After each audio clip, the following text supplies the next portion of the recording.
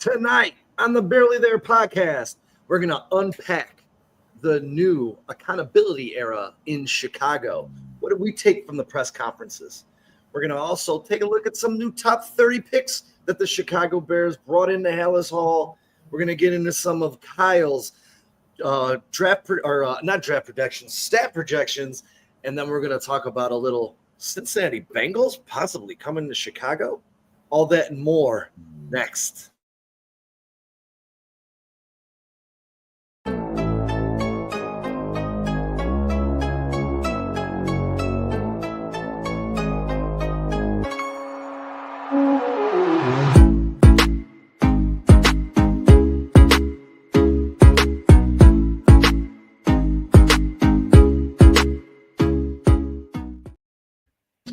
Hello again, everybody, and welcome to 4-Star Chicago Sports. This is the Barely There podcast, and as always, I got my boys Kyle and Jason in the house. How we doing this evening, boys?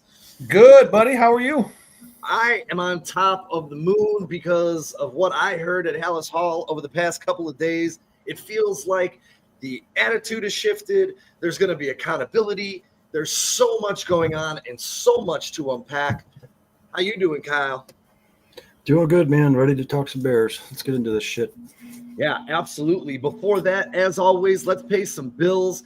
And as always, we don't want you guys to forget about this wonderful event that we have coming up because we just added some more stuff to it. That's right. The Chicago Bears Draft Party, Thursday, April 24th, 102 North River Street Tavern, East Dundee, Illinois. We're going to be raising money for charity, celebrating the Chicago Bears' new first-round draft pick, whether that's at 10, they trade back. We're going to be with you all night. We're going to be raffling off. I shouldn't say giving away. We'll be raffling off some amazing prizes. There's Charles Tillman pick.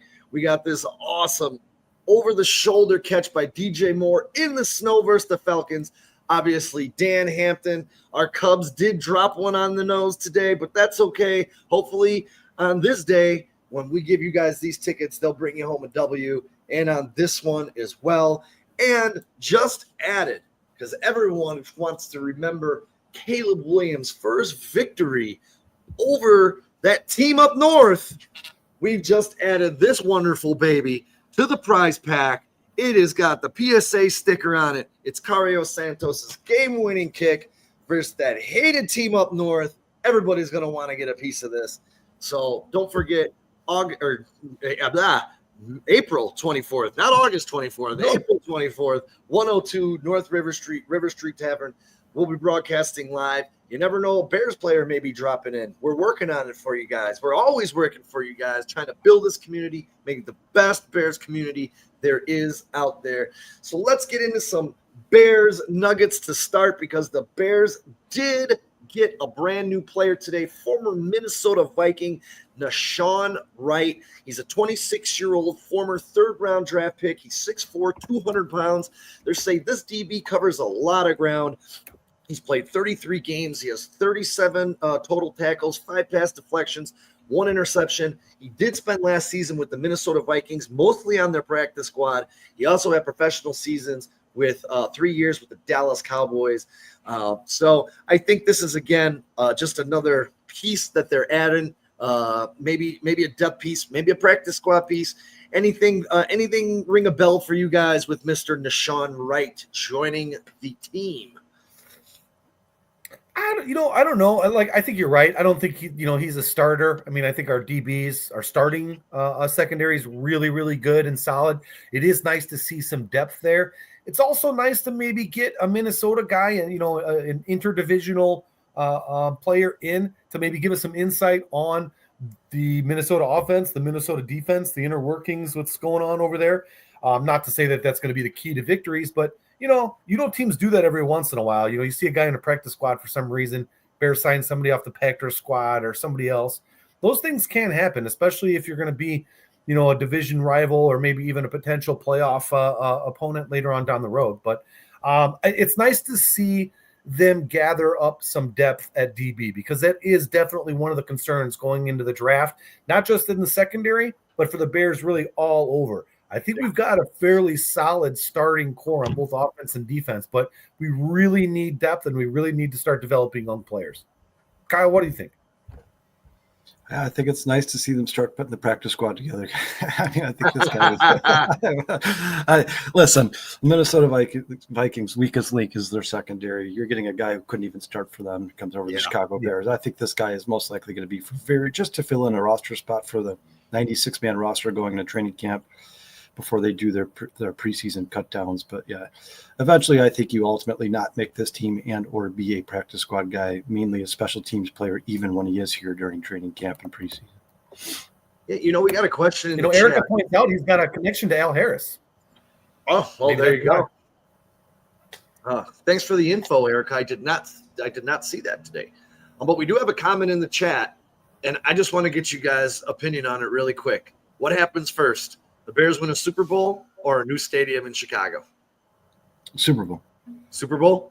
The way they're moving on that stadium, I'm hoping it's the Super Bowl, but it's probably going to be the stadium because we still got some work to do. And listen, the NFC North is tough. The NFC is actually getting tougher. I think there's a swing moving back. There's some really good quarterbacks now in the NFC, and 2 or 3 years ago there really wasn't. So we'll see. Hopefully it's the Super Bowl, though. Cross your fingers.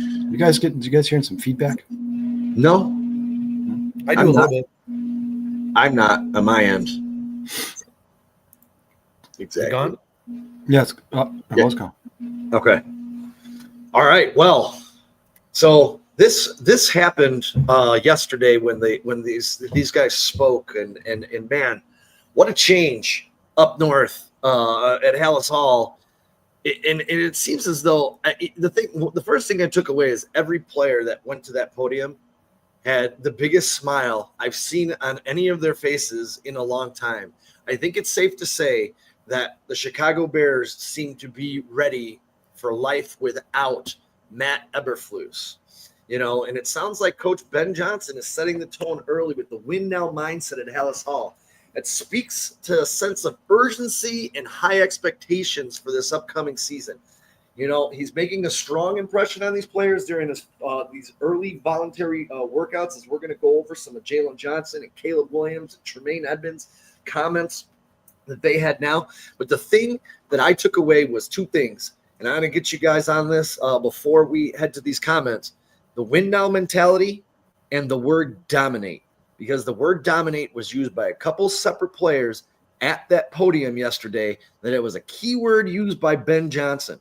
And it was brought up by Jalen Johnson and Tremaine Edmonds. So, boys, let's get started with this win now mentality. What did you guys take away from the press conferences? I'll tell you what, it's nice to see a little bit of unity, unity and conformity in the process. That tells me at least what he's doing so far is working, and he's getting everybody on the same page. Look, I think it's crucial and critical. The reason why we got this extra little mini camps, because we do have a new coach. So any team with a new coach gets an extra little small short mini camp to help start the process rolling. And it looks like Ben Johnson hit the ground running. He's not messing around. He's quizzing his quarterbacks. He's putting everybody under the microscope, and hopefully all the coaching staff is doing that. I hope there was game plans put in, off-season workout guidance, all that stuff, and it sounds like it is. So I'm pretty excited about it. I mean, it seems like the narrative is staying consistent, and what we think about Ben Johnson is still holding true. Still got to wait for the season, but I think it's good. What about you, Kyle?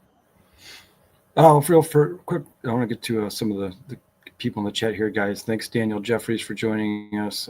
Thanks, Broski Bear, for joining us. As always, Erica. And then we just had Foster join the chat here. So appreciate you guys joining us. Please feel free to comment. We'll try to get to as many of them as we can here. But yeah, Sean, you took the words out of my mouth. Dominate is the one that I heard the most, the one that stuck out the most to me. I mean, it seems like some of the coaches we've had in recent years here are kind of coaches who I'd like to say either play down to their competition or play not to lose rather than play to win. And it seems like it's going to be a different mentality for this team. They're going to change the culture here a little bit.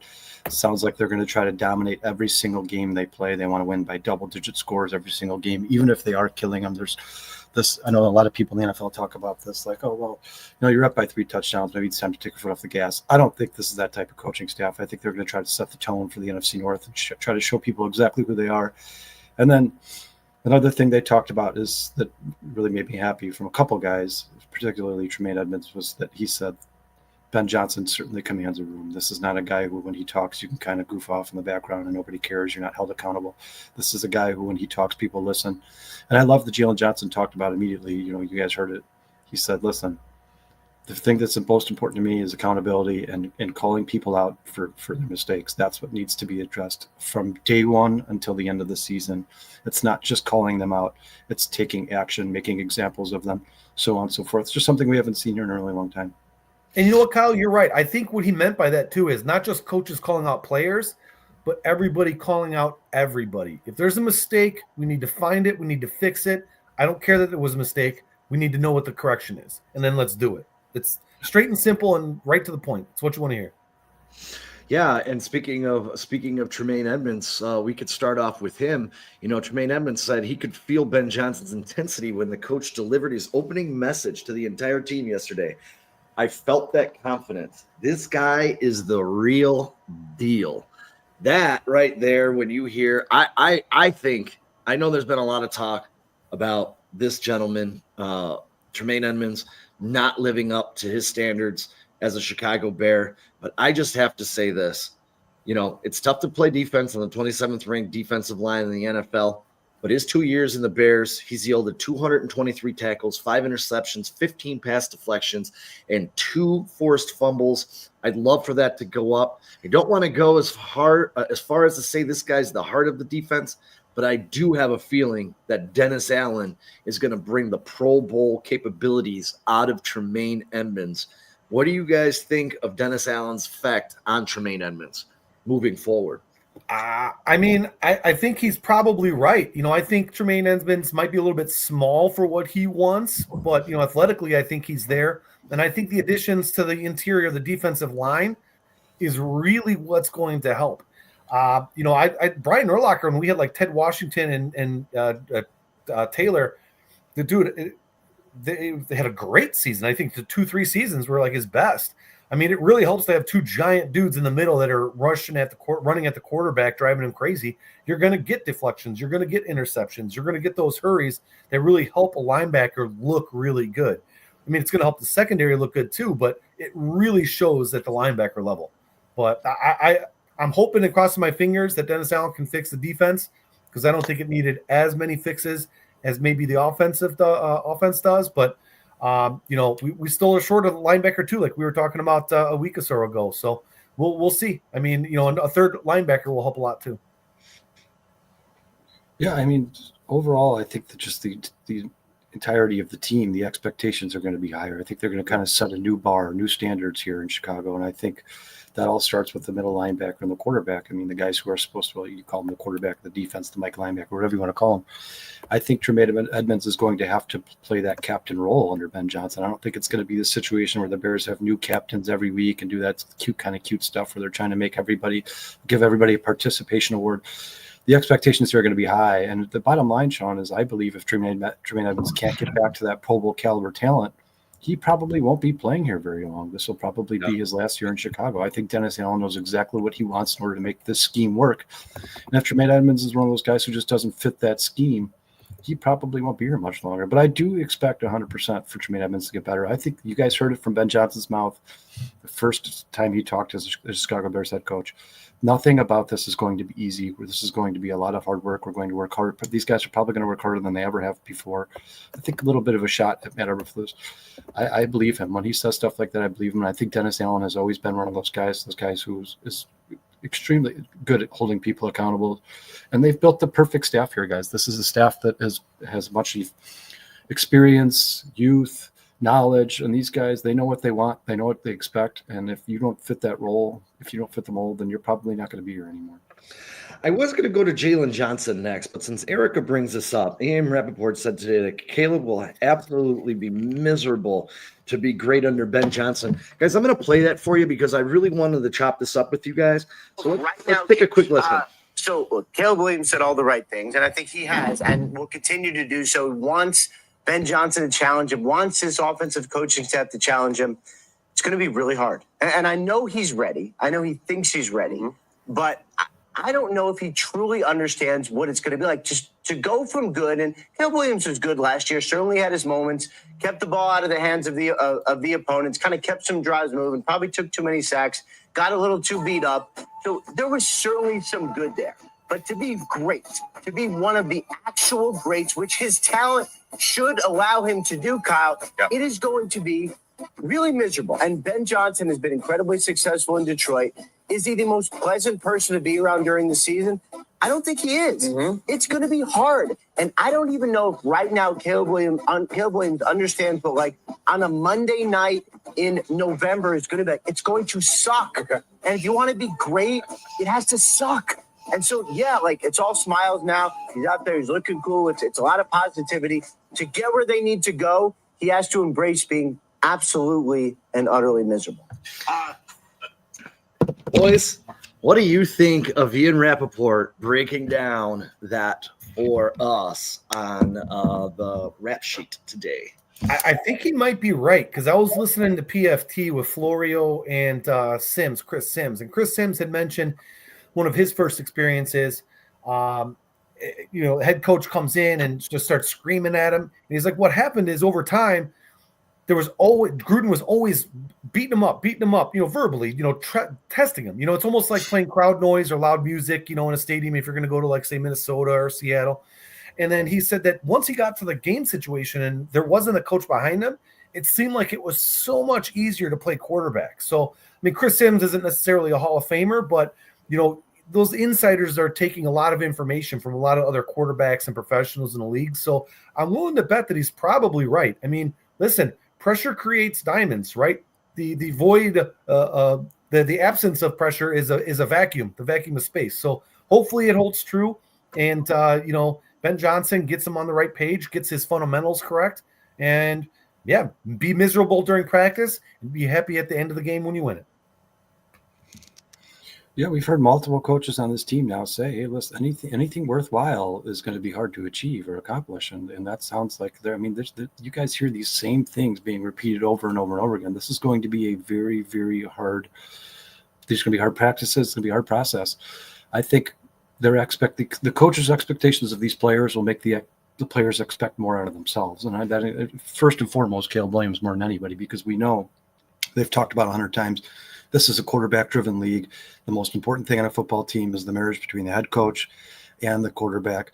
I think Caleb Williams knows what he's in for. I don't know if he necessarily knows how hard it's going to be, but I think once he gets into it, I think the more he gets into it, the more he's going to enjoy it and the more he'll expect out of himself. And I think eventually you'll see Caleb Williams push as hard as he can to chase greatness. He's talked about it many times, guys. He wants to be Aaron Rodgers. He wants to be Tom Brady. He wants those multiple championships. He's one of those guys, when he says that stuff, honestly, I sincerely believe him. I really do. I think Caleb Williams believes in himself more than most athletes do. I think some people say he's cocky. I think it's just confidence, guys. I think you have to be confident to be an NFL quarterback. It's the most important position in American sports. You're the guy who gets all the scrutiny when everything goes wrong. You're the guy who's constantly under the limelight. I think Caleb Williams will step up to this challenge, and I think Ben Johnson and him are going to do something very special here in Chicago. Yeah, for me, there's a shift, and the shift could be challenging for him. It's getting him comfortable with his cadence. The huddle sequences is going to be a critical first step, for him to establish some rhythm and timing in the offense. Especially under center. Yeah, especially under center, because, it's been talked about a lot that he's been, played a lot out of shotgun last year. So the more he plays under center, the more he's going to get comfortable, but again, establishing that rhythm, that timing within the offense, the adjustments, these are going to be significant and have an impact on his performance, both in terms of his mechanics and decision-making.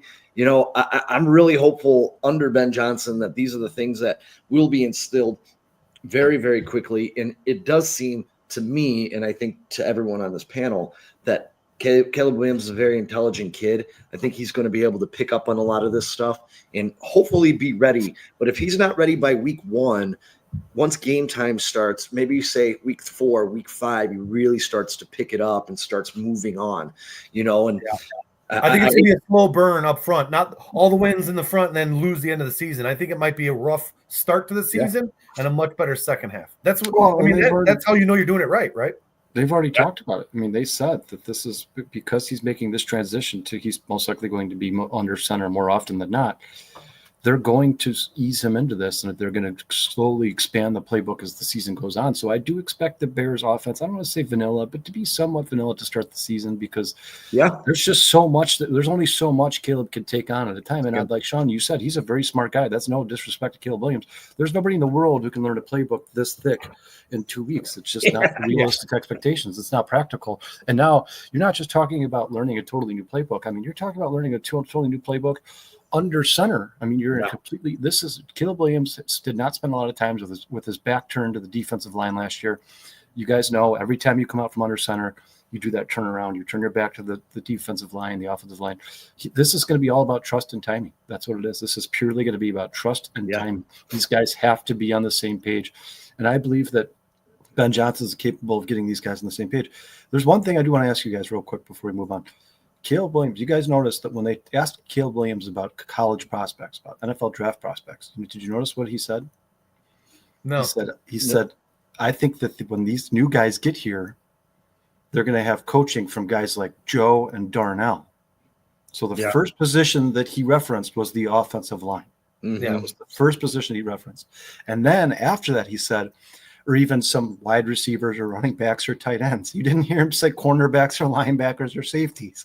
He was like, we're going to draft these tight ends, these running backs, these wide receivers, and these offensive linemen, and they'll be trained by guys like Joe and Darnell, and they'll get better as the season goes on. That sounds like Caleb Williams wants some weapons in this draft, guys. And he's probably going to get them. What quarterback doesn't? Exactly. A couple other key things before we move on. He said, us growing together is key. Starting now, pushing me is the key. I know that, and he knows that. He said that on Tuesday. Also, he said he's super excited. He said of his sophomore season, being able to be in this position, being able to have the first year like he did with his ups and his downs, and then being able to come in here as confident as I was last year, or possibly even more, be able to get here with this group. And he just can't really wait to get to work. These are really good things, because I know there was a lot of people, a lot of this fandom that was worried about how happy Caleb Williams was at the end of the season. And just seeing this smile on his face on the podium, I mean, he looked really, really ecstatic to be working with competent coaches and competent individuals. So I'm very excited personally that we have this opportunity, and he has this opportunity to bring this title to the Chicago Bears. You guys, one more, and then I want to get your guys' comments on it. He goes, and I think Kyle touched on this a little bit. You have you have to have the position right. It helps with a bunch of different things. Williams said of the NFL being a quarterback-driven league, building that bond with Johnson, pushing me and growing together for years to come is going to be fun.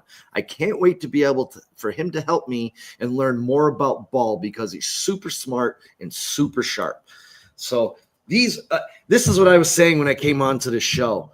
Like, just hearing these things from these smart players, it makes me so excited, because at no point during the Eberflus era did we have any of these feelings or any of these emotions. So, boys, off of those comments that you heard, how excited are you for Caleb Williams and this offense to get going, knowing there's a super bright guy leading this ship for the first time in God knows how long? Man, I wish the Hard Knocks season was this season. I just really do. It would have been so awesome to see that. And who knows, maybe in the future we could see that, or maybe an in-season thing. But I'll tell you one thing about Caleb. And listen, a lot of people were knocking Caleb Williams for the painted fingernails, and he didn't have really an agent. He's coming from USC, and now, who knows how. Listen, that kid took a lot of sacks, a lot of punishment. He didn't bitch and moan about it. He didn't throw teammates under the bus. He took accountability for it. He fought through it. He played hard, and that's why I think he was happy about it, because to be a winner, you got to have a winning mentality, a positive attitude. You can't be down on yourself. And that kid, I thought, hey, the coaching staff is gone. The team's making changes. I did, I think, pretty well, and I'm going to do better now. And who knows? The inside discussions were probably, hey, we're kind of, trying to get Ben Johnson for you. But I think the kid has a really level head on his shoulders for, being, we were talking about it before the show, Kyle, being a 22-year-old kid. He's still just a kid, but I think he's really smart. I think his physical talents are there. They're undeniable. But really his makeup, just his mental makeup, I think is tough. And that is something that you can't teach, you can't coach. You're either born with it or you're not. So I'm pretty proud that we have this guy as our quarterback, and hopefully he's going to lead us to a bunch of Super Bowls. Yeah, real quick, guys, I want to say what's up to CTIs now on the chat. Illinois Jones has joined us. Brandon's joined us. Dante's joined us. And Farius has joined us. Dustin's here. Trax is here. Life. Bears fan for life. We appreciate you joining us, man. So thank you very much, guys. And Farius. Thank everybody, man. Thank you all. And love you guys. Let's just give them all. Let's just give them all the thank you. Yeah, Sean, there's really nothing you could pick out from those press conferences you really don't like. I mean, the only one who seems to be a little bit emotionally scarred or just really has a small sense of pessimism is Jalen Johnson. I mean, obviously, you guys, he's been here a long time. He's seen a lot of the bad. So he's one of us. It's all, yeah, exactly. It's almost, you can't blame the guy at this point where he's like, hey, listen, I'm not going to be happy until we're winning games. It's basically that simple. Caleb Williams is in a different position in his career. This is a guy who has not been here for long. Obviously, it wasn't a good rookie season. It was good for him. I think it was much better than people give him credit for. It wasn't good for the Bears. It kind of fell off the rails. But what the Bears did in response is change everything. They got a new coach, new offensive coordinator, new defensive coordinator. They brought in some help on the offensive line, some help on the defensive line. They've constantly pushed the trenches. They're talking about adding speed in the draft. I think Caleb Williams knows that this is an exciting time to be a Chicago Bear. It's an exciting time to be a Chicago Bears fan. And I think, like I've said this numerous times, guys, there's really no way to quantify it. But I really do literally feel like you can physically feel the culture changing in Chicago. And you know what? That's more than any other Chicago sports team can say right now. So good for the Bears. Yeah. And, speaking of that, Kyle, I want to say thank you for the comment, Dante. We really appreciate you so much, and you're great. And thank you so much for being part of our community. We really do appreciate you. Crooked Commish just got in the house, and go check out your Facebook Messenger and shoot me a holler on that really quick, Crooked. And if you say yes, then we'll talk about it right now. If not, then we'll figure out something else. But really quick, because you did talk about this, Jalen, or you did talk about Jalen Johnson.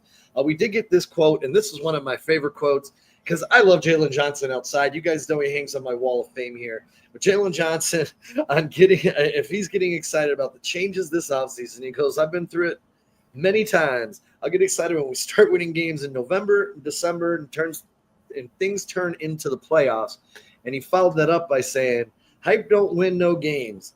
It's not about winning. If it's not about winning, I don't care about it. Jalen Johnson. So absolutely 100%. This guy is scorned, and I think he's gonna be healed under Dennis Allen's tutelage on the defensive side of the ball. I love me some Jalen Johnson. So from these press conferences, and I know games aren't won, Super Bowls aren't won, especially in introductory press conferences. But when's the last time that the Bears had a press conference where you came out feeling good? Because I can't remember a time. I've had a shit-eating grin on my face since watching these things. Like, this is amazing. Like, just yeah, you almost wish you could have got more, right? I'm like, give us four There's more only players. You're like, no, let's do more give guys. us 4 more players. Let's go. But, yeah, it was truly amazing. So, one thing I noticed, Sean, about especially Jalen Johnson's presser, and if we're talking about a culture shift, for decades and really forever since Virginia took over, there's been like a no swear policy, right? Like, don't swear.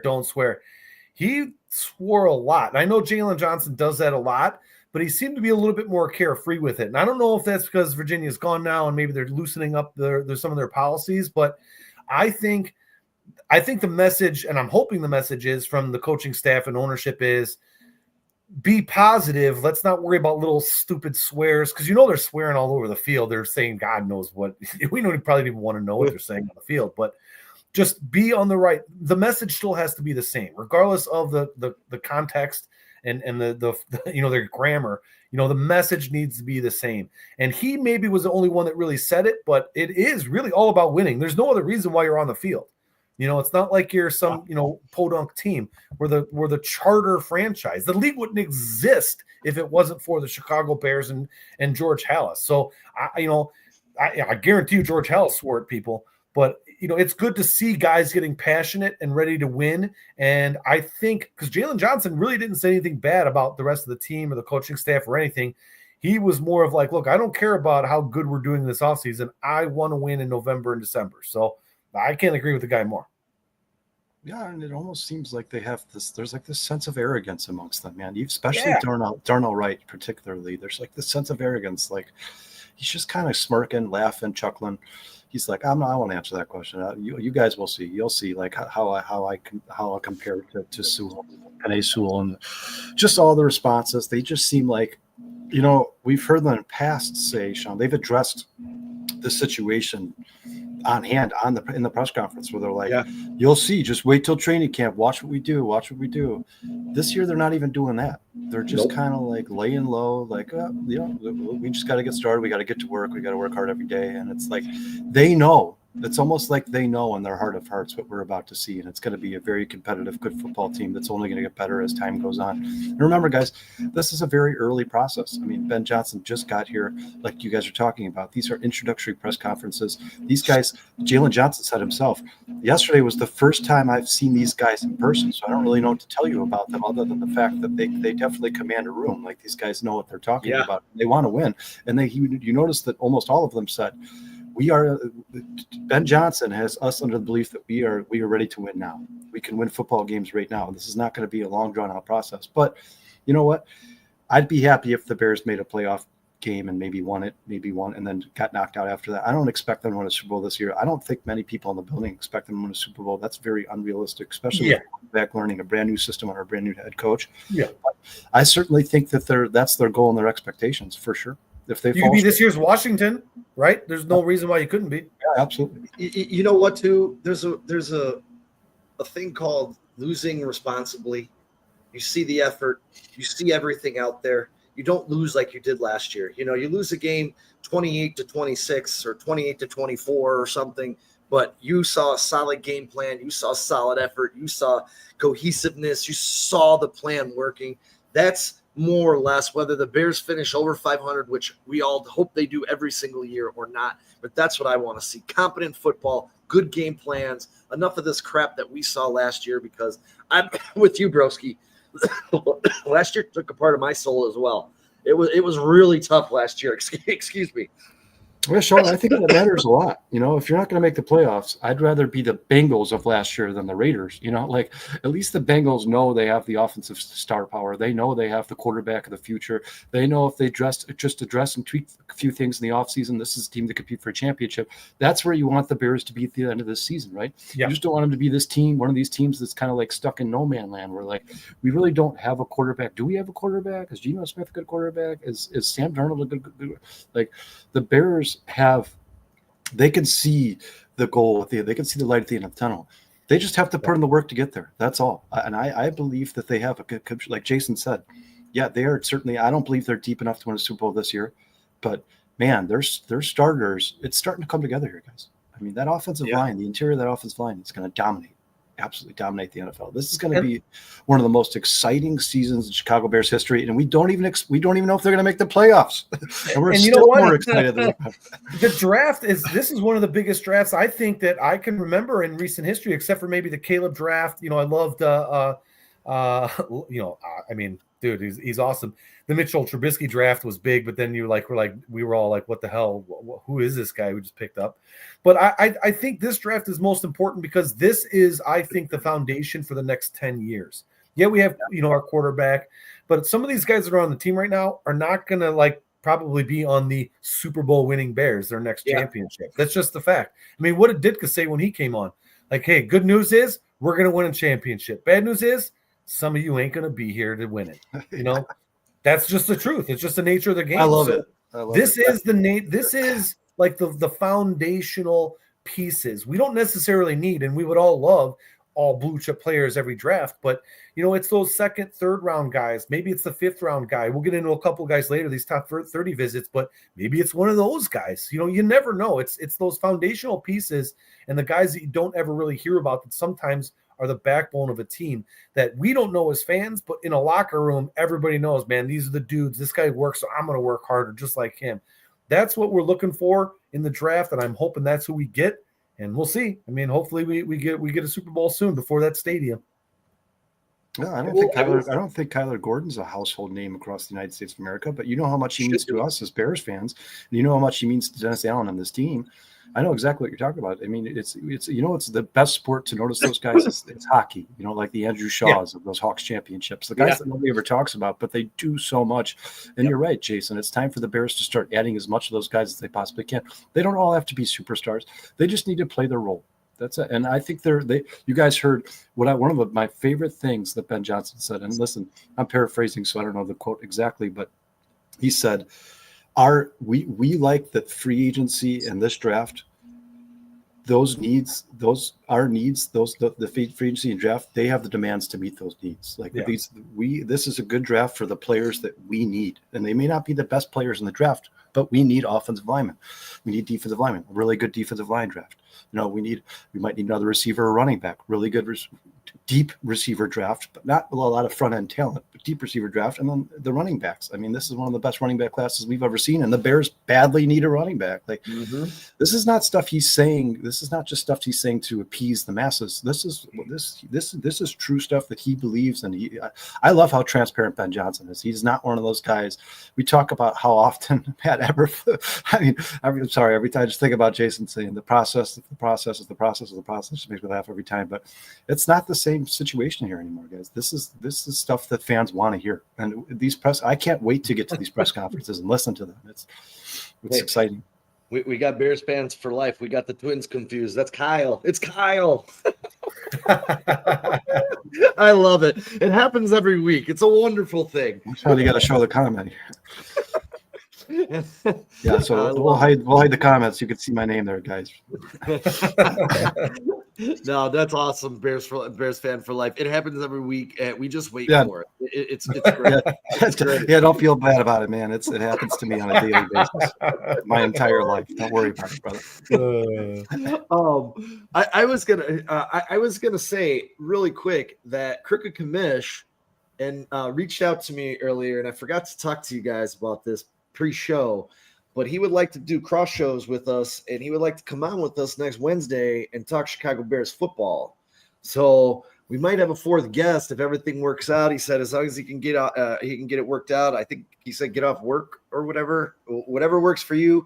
Just hit us up. We'd love to do some cross work and jump on your guys' show. You jump on our show. We'd absolutely love to do that. So we look forward to it. And we look forward to having you on the show. And we still haven't forgot about the Cubs watch party. I was actually watching a Cubs watch party during the Cubs game today. So don't ask me why, but I absolutely was. Nonetheless. Look at Jediah. I thought y'all had been marrying the screen. No, there's two of us, bro.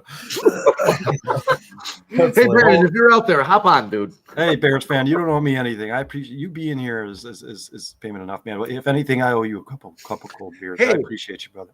Well, speaking of that Bears fan for life, if you happen to live, absolutely, Crooked Commish.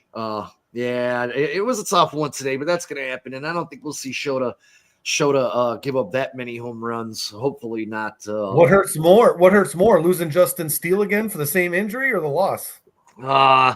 I think Colin Ray is going to be able to get a couple spot starts here as long as that doesn't turn into a season-long injury.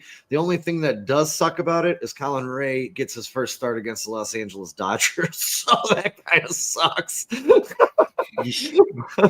But speaking of those cold beers, Bears fan for life, if you happen to be in the area, we can clang the glasses at our Chicago Bears draft party at 102 North River Street Tavern in East Dundee, Illinois on draft day, April 24th. We're going to be raising money for charity and less fortunate than us, raffling off great prizes. I forgot to say the first time we have the 50-50 raffles, so you do get a chance to win some money, pay your bar tab, give it back to charity, whatever you feel like you like to do with it. We're going to be raffling off, obviously, this Charles Tillman pick, this amazing DJ Moore pick, corner of the end zone in the snow, Dan Hampton wreaking havoc in the Super Bowl, and we got some Cubs tickets to give away for a couple of games coming up really quick here in May. And let's not forget what was just added to the fray, the Cario Santos game. Cairo Santos. Why do you keep calling him Cairo? It's Cario. It's Cario. Cario. His mama call him Cairo. I'm going to call him Cairo. Hey, I'm the butcher. Okay. But we also have this to give away, and I'm not done. I'm going to keep looking, and if people give me deals, we're just going to keep raffling stuff off for you guys. And obviously, we're going to get into the crowd. We're going to talk to you guys. We're going to put you guys on the podcast and see how you feel about the Bears' first pick in the first round. If they trade back, whatever, we want to know what you think. And that'll all happen at River Street Tavern, Giraffe Day, 102 North River Street. We hope to see y'all there. As we move on to the next section, Mr. Kyle Duplessis, we are going to let him give us his 2025 projections for the Chicago Bears. You want to save the top 30s for the end of the show? Oh, I forgot about the top 30s. Oh. Thank you. Oh my God. I you know what? I didn't bring my show list here, so I forgot it in the room. But yes, let's do the top 30s. The Chicago Bears brought in a couple of new top 30 names, one being a wide receiver by the name of Dante Fleming. Mr. Fleming is a Tulane wide receiver, and if anybody remembers the last product that we got from Tulane, he hangs on the wall right behind me here. Mr. Matt Forte, roll wave. This guy doesn't seem like somebody who's going to be crazy. He doesn't have super fast speed. His physical profile is he's 6'1.5". His 40 time was 4.49. He's 167 pounds, so that does raise some questions about his ability to compete on a physical level in the NFL. I know Kyle is going to have something to say about that, but there is development. There is some conditioning. They get him focused on his training program. Hopefully can bulk up his frame, add some muscle without sacrificing any of his speed. Maybe he can carve out a niche on this team as a deep threat or a quick, versatile wide receiver. His pro comp was Kyle's favorite skinny little guy in the NFL, Tank Dell. So do you guys want to comment? You guys want to comment on Mr. Fleming at all? You make it seem like I hate him. They're just bound to get hurt, man. Here's the thing. I was watching a podcast with Nick Saban on it. Nick Saban said that he learned from Belichick that when you're looking at prospects and you're drafting guys, you really don't need to pay attention what star they were coming into. If they were 3-star, 4-star, 5-star recruit coming into college, what you want to look at is you look at attributes and characteristics, and then you value guys that way. And maybe this is one of those where, look, he's not going to be a first round, second round, third round guy. He's probably a 6th or 7th round guy, maybe even goes undrafted. But if he has those characteristics that you're interested in, then you look at him, right? And some of the other, top 30 visits we can get into deeper, but that's what I think they really do.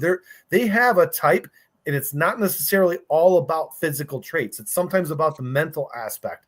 Yeah. Like I was saying before, you want all of your guys to be dogs. That doesn't mean everybody's going to be, Adrian Peterson in his prime or Walter Payton in his prime or Patrick Mahomes. It just means that they're going to be guys that are going to help set your culture and move things forward. And if he's a guy that they think that they can develop, honestly, weight doesn't necessarily bother me too much because I think it's easy to gain weight.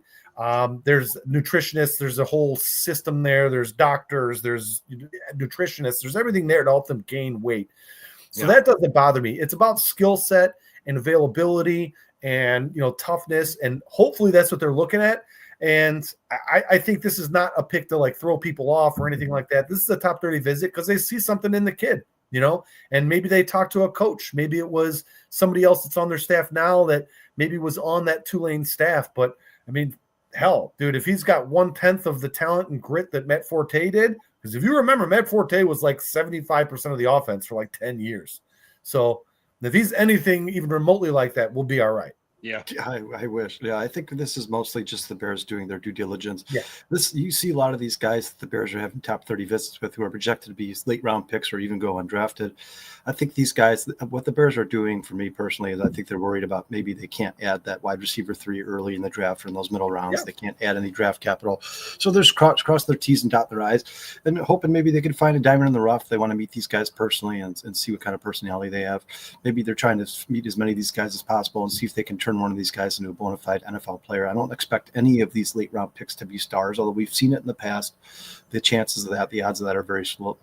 But yeah, I think the Bears are just putting in as much work as they possibly can and making sure they leave no stone unturned. And it's good to see because I don't think the Bears coaches and Bears staffs have done this in the past. So really quick on this Cocaine Bears comment here. You don't come in waving a magic wand and everything is different. Am I the only one that is sick of the propaganda tour? This is a 10-loss team, and they lost 10 in a row last year. You're hyping a bad organization. I'll clap back on that and say they were a bad. It's a fair argument. It's a fair argument, but they were a badly run team last year, and a team the coach lost them about 4 or 5 games that would have had them over 500 by making smart, competent decisions at the right times through the course of the game, like calling a timeout against Washington, not choking it away against Green Bay. I mean, there are so many things that a competent coaching staff could have turned around really easily. And don't forget, Cocaine Bear, before the Bears defense was injured, the first half of the season, they were one of the best units in the NFL. They're coming back healthy. They're coming back a little bit deeper. You got another year of Caleb Williams. You have playmakers on the offensive side. You rebuilt the defense or the offensive line. It's the NFL. I can tell you this right now. 2 years ago, the Houston Texans were picked to be the worst team in the NFL. They went to the playoffs. Last year, the Washington Redskins were picked to finish last in the NFC East. They went to the playoffs. Anything can happen in the NFL. It happens every year. Yeah, this team is not as bad as their record showed last year. They were as bad as their coaches made them be. And their coaches were awful. The depth was terrible. The in-game decisions were terrible. All that's going to be gone with this professional coaching staff that's on the Chicago Bears right now. I fully believe that in my heart of hearts. And it's not just me speaking as a Bears fan. Look at these coaches. Look at what these players are saying. Look at the level of professionalism, accountability, how things have changed just thus far. And they haven't even continued. Listen to the program that they're going to work. The success that he built in Detroit, he's bringing here. There's a lot of things to be excited about as a Chicago Bears fan and this organization as a whole. I don't know if you guys want to comment on it, but feel free. I do, and I'll tell you what, Cocaine Bear, every change is immediate. There's really never slow change. You either are doing something and still doing it, or you're not doing it anymore. So in that aspect, logically, change can happen, yes, like waving a magic wand, right? I quit smoking. I just stopped smoking. So it is possible. Nobody here, though, is saying that the Bears are going to the Super Bowl. Correct. Nobody's saying that the Bears are for sure a lock for the playoffs. Nope. I mean, look, the NFC North is ridiculously good, and I don't even see Minnesota getting worse. So, look, who knows what the Bears are going to do, but when you're in your other comment, when you said, well, I want to see hustle and I want to see, guys putting in effort. I want to see try. That is the change. That's what you want to see. You don't want to see your DB trash talking some guys with tattoos on the sideline. And by the way, he actually did make the play on that ball. It was just a really bad play that tipped it into the, Washington receiver's hands. But this is where change starts. It has to start at a ground level, which is what they're doing. That's why Ben Johnson opens up the door and then starts quizzing his quarterback room right away, because he's getting these guys uncomfortable. That's the change, which has happened like a magic wand immediately. Does it translate into 10, 12, 13, 14 wins? I don't know. I mean, I have no clue. I don't really think it does, and I don't even think Ben Johnson thinks it does. He has said multiple times, we're going to make errors. This is how we learn. It's okay to make mistakes, but we are here, nevertheless, to win. So, yes, we're going to make mistakes, but we're going for that W one way or the other. That's the mentality you want your players to have. When you're down 10 points in the fourth quarter, you're not giving up. We're going for it. When you're down 10 points with 5 minutes left in the game, you're not giving up. You're going for it. When you're down 10 points and there's a minute left, you're not giving up and you're going for it. And then hell, if you're down 30-0 in the fourth quarter, you're still fighting for it. And that's a change that the Bears need that we used to have in years past, especially on defense, but have never had on offense. So if we can get both sides of the ball, let's say all three sides of the ball, doing that, I think that is the culture change we're looking for. That is that magic wand change that we're looking for. And that is going to eventually lead to wins. How soon? We don't know. But eventually, doing the right thing, doing all those little things leads to the big things being done right. And that's what we're looking for. I understand the argument, Cocaine Bear, and like I said, it's this kind of the same mentality and the same attitude Jalen Johnson had. And as although Jalen Johnson says, we just got to get to work. But yeah, I mean, there's only one thing you could do. All you could do is try to improve every day. And if you need a recent example, Cocaine, like Sean mentioned, the Detroit Lions are a perfect example. If I would have asked you in 2016 when the Detroit Lions are going to make it to an NFC Championship game, you would have said never or in 2095. Like this, it happens in sports all the time. You see these teams that are on a very, very long, low, sustained despair, and then one day they hire the right guy and everything starts to change. I agree with Brennan here. I believe Kevin Warren is that guy. I believe Ben Johnson was a part of that Detroit group that was really, really bad, and then he saw the transition to being one of the best teams in the NFL, one of the most competitive teams, specifically in the NFC North. I think the Bears are capable of doing it too, and I think we're right in the middle of it, and you're getting to watch it firsthand. Like Sean says all the time, guys, it's not all about the destination. Enjoy the journey as well, man. Yeah. Who was New England before Belichick? Yeah. Nobody. And Kyle, that's one of my favorite sayings, dude, because without the journey, the journey makes it exciting to get to that mountain, to the mountaintop.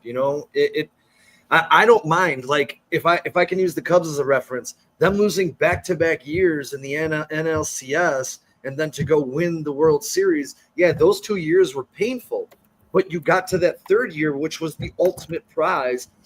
And while the journey hurt, it was still exciting.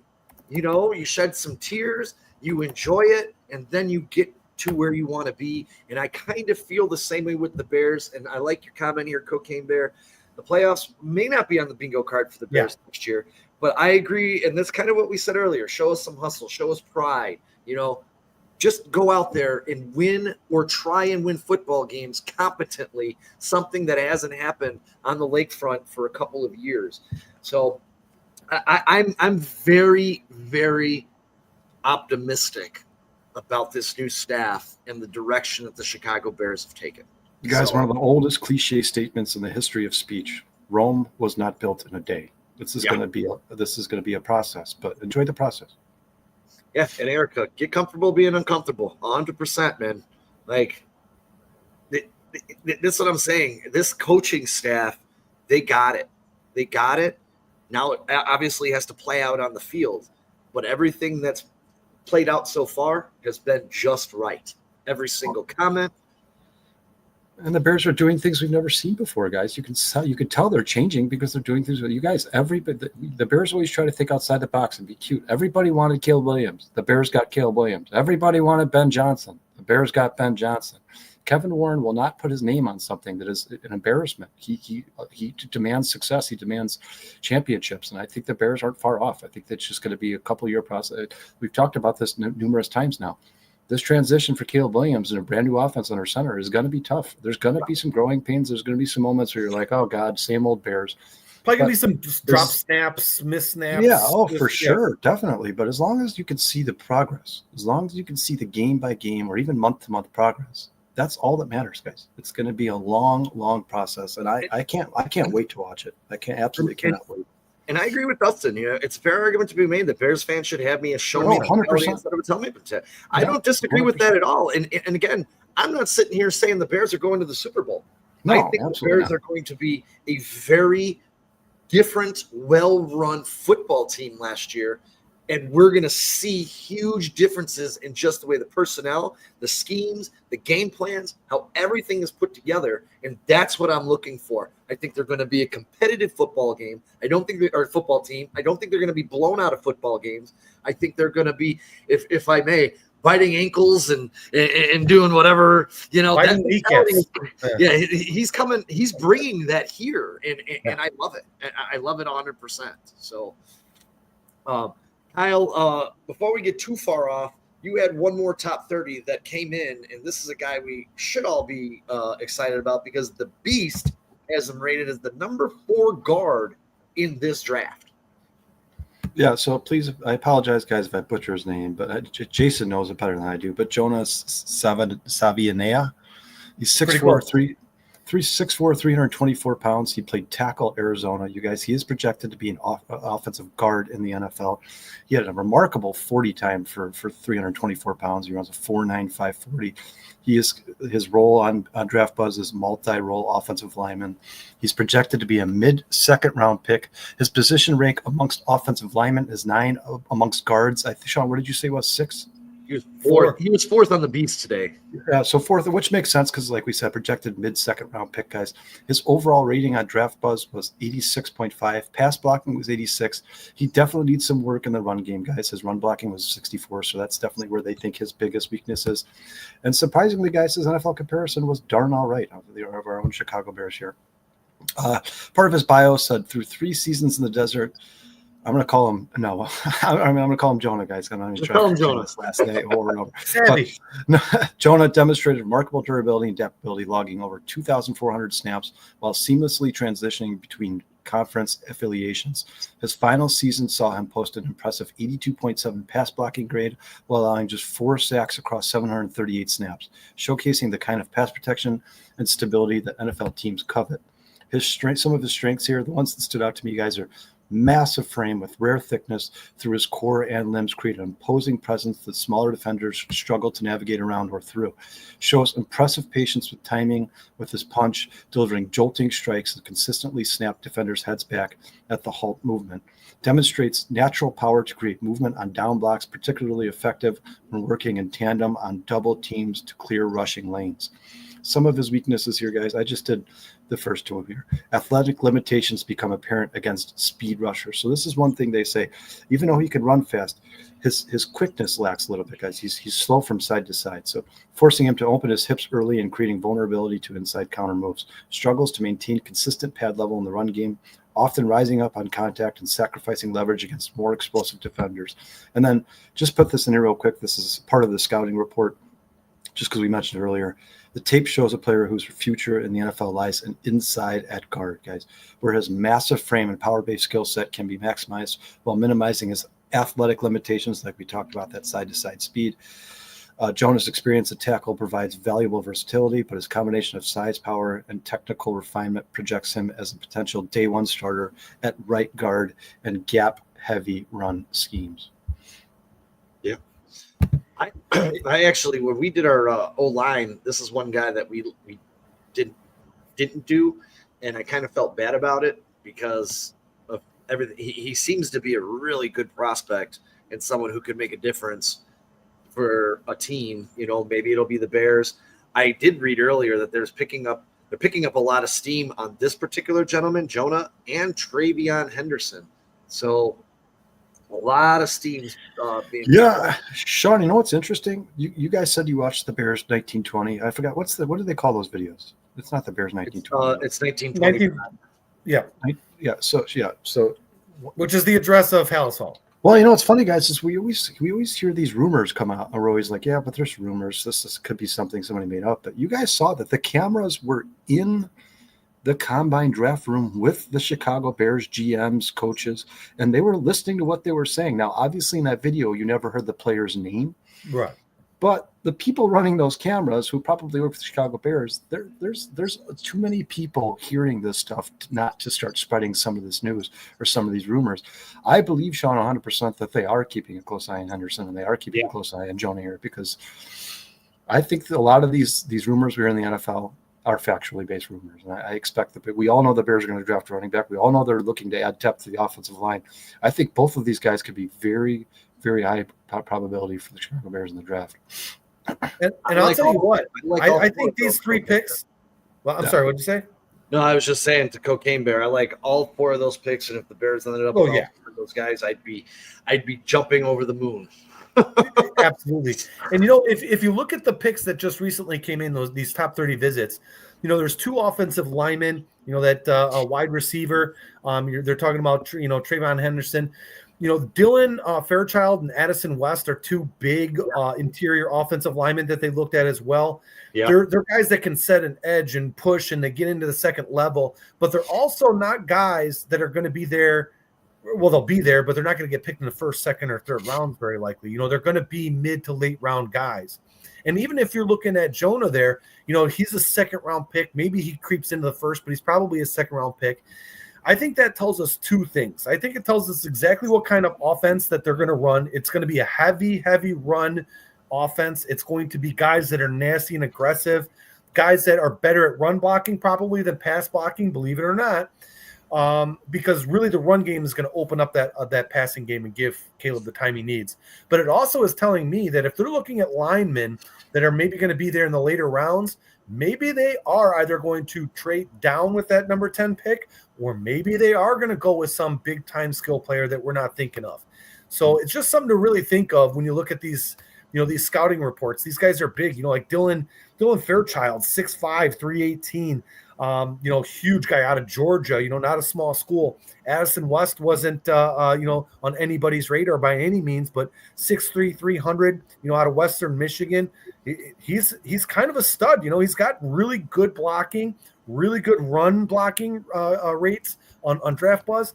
They're studs and they're nasty and they're mean, and they're those types of players that I was talking about earlier that are the culture setters, the guys that are going to be there in the trenches, guys that are going to be there maybe on the practice squad or whatever, but they're always going to be there working hard, showing up early, leaving late, working hard, even if it's a loss.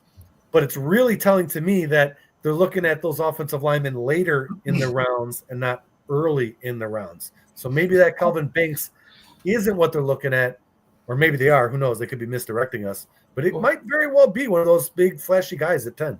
No, you guys, and maybe they're looking at Jonah to replace Jonah. I mean, we've talked about how Jonah Jackson has dealt with recent injuries. He wasn't playing well even before he was hurt. The last time he really played well at a Pro Bowl level was when he was with Ben Johnson. But if something goes awry or something goes wrong, this guy could be brought here to replace somebody like that. Or Sean talks about all the time. Joe Tooney is 33 years old. How much does he have left in him? Nobody knows. Some guys can play till they're 34. Sometimes can play till they're 36. Everybody's different. But if you bring these guys in here now, and you can at least get one season out of Joe Tooney and Jonah Jackson, you decide you want to move on from one of those guys because they're just not playing at the level you expected them to, then this guy could step up and replace him immediately, and there's almost going to be like a seamless transition, especially a guy like this Jonah. I'm not even going to try to say his last name. This guy is a guy who's, to me, I know he played tackle in college, but he's one of those guys that will be like an average tackle and transition into a really, really, really good guard, a lot like Tevin Jenkins. So I think I would not be upset at all if they drafted this guy in the second or third round. I would not be upset in any way, shape, or form. Think about the future, guys, always.